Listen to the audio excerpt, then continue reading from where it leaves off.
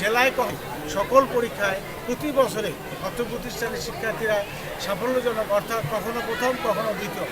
সবকিছু মিলে ভালো, এই জন্য আমি আমার সন্তানদের এখানে ভর্তি করাইছি। শিক্ষা কার্যক্রম প্রচারে বিজিবি সর্বদা সচেতন রয়েছে। আর এটা একটা ধাপে ধাপে প্রয়াস। ধাপে ধাপে আমরা স্কুলটাকে লালমনিরহাটে একটা বেস্ট স্কুল হিসাবে এই করার অঙ্গীকার করছি এবং আমাদের যে প্রচেষ্টা রয়েছে সেটা অব্যাহত থাকবে।